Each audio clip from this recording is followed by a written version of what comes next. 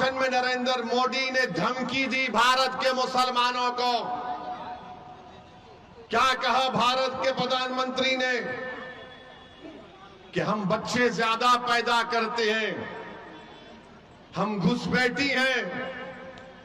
नरेंद्र मोदी ने कहा कि दौलत लेकर हमको बांट दी जाएगी।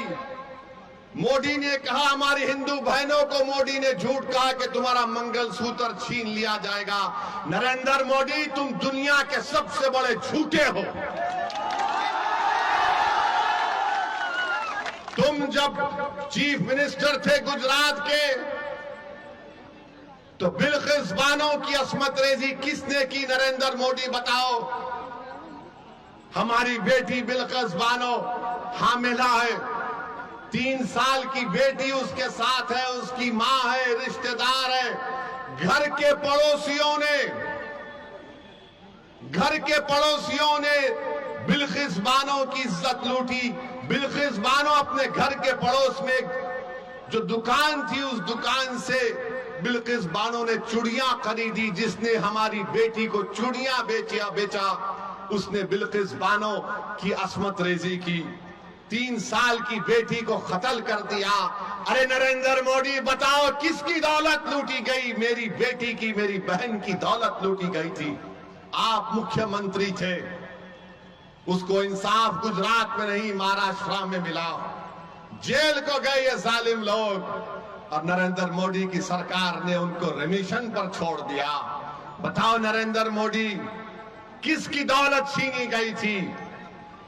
किसकी दौलत छीनी गई थी? एहसान जाफरी को जिंदा काट कर जला दिया गया। नरेंद्र मोदी, आप भूल गए?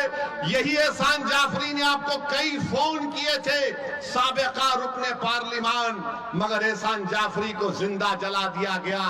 आज भी उसकी बेवा जकिया जाफरी इंसाफ के लिए पुकारती है, कोई पूछने वाला नहीं है। भारत के वजीर आजम, 133 करोड़ जनता के वजीर आजम, जो कहते हैं, झूठ कहते हैं सबका साथ सबका विकास, मगर कल का भाषण नरेंद्र मोदी का ऐसा नजर आ रहा था कि हिटलर बोल रहा है, भारत का वजीर आजम नहीं बोल रहा है। और आपको याद दिला रहा हूं, मैंने पार्लियामेंट में फरवरी में जो पार्लियामेंट का सेशन हुआ था, मेरी तकरीर को उठाकर देख लो। मैंने अपनी तकरीर में कहा था कि आज भारत का मुसलमान 1930 के यहूदियों की तरह जर्मनी में जो यहूदी थे अपने आप को समझता है। और यहूदियों में जब हिटलर ने यहूदियों को गैस के चेंबर में डालकर मार दिया, ऐसे ही नहीं डाला, पहले हिटलर ने तकरीर करना शुरू कर दिए यहूदियों के खिलाफ। यही तरह इस तरह तकरीर कर रहे नरेंद्र मोदी। नरेंद्र मोदी, आप प्रधानमंत्री हैं, इस देश के प्रधानमंत्री, आपको जेब नहीं देता कि आप भारत की इतनी बड़ी आबादी के ताल्लुक से इस तरह की बकवास करें। किसकी दौलत लूटी हमारे, बताओ मेरे भाई। हकीकत बता रहा हूं तुमको, भारत के मुसलमानों की सुनो, जिसको अंग्रेजी में एक लफ्ज है इंटरजेनरेशनल मोबिलिटी कहते हैं। अगर मेरा दादा 100 रुपये कमा रहा था तो उसका पोता 110 रुपये कमाना चाहिए। हमारे हिंदू भाइयों के पोते अपने दादा से बढ़कर कमा रहे हैं। यादवों के बेटा बेटी अपने दादा से बढ़कर कमा रहे हैं।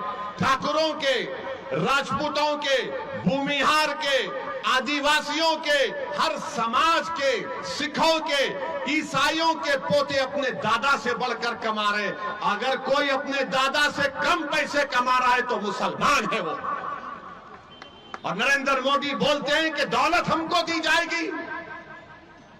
कितना झूठ कह रहा है भारत का प्रधानमंत्री रहकर इस तरह की बात वजीर आजम करते हैं। अरे आप देश के वजीर आजम हैं, आप किसी चौपाल के नेता नहीं हैं। आप सबके वजीर आजम की बात करना चाहिए था। और बोलते हैं कि हम बच्चे ज्यादा पैदा करते हैं। नरेंद्र मोदी, क्या आपके 6 भाई नहीं हैं? अमित शाह की 6 बहनें नहीं हैं? क्या रविशंकर प्रसाद की 7 भाई बहन नहीं है? मगर दिखता कौन? मुसलमान ज्यादा बच्चे पैदा कर रहे हैं। अरे झूठ बोल रहे हो तुम। तुम्हारी गवर्नमेंट का आदादो शुमार डेटा कह रहा है कि मुस्लिम हमारी बेटियों का जो फर्टिलिटी रेट है उसमें कमी आई है, मगर ये पुरानी आदत ये बच्चे पैदा कर रहे हैं, ये बच्चे पैदा कर रहे हैं। नरेंद्र मोदी जी क्यों इतना झूठ बोलते? आदादो शुमार तो देख लो तुम्हारी। और मुसलमानों को घुसपैठी कहते हैं, घुसपैठी कहते हैं। पार्लियामेंट में 10 मरतबा 10 साल में सवालात पूछे गए, बताओ कितने घुसपैठी भारत में आए? मोदी की सरकार के पास कोई जवाब नहीं था, कोई जवाब नहीं है। 10 मरतबा पूछा गया और बोलते हैं घुसपैठी आए। अरे कहां से आ रहे घुसपैठी? अरे घुसपैठी आ रहे तो मोदी तुम क्या चाय पीकर सो रहे थे? रोकना था उनको। नरेंद्र मोदी जी सुनो, घुसपैठी कहां पर है मैं तुमको बताता हूं।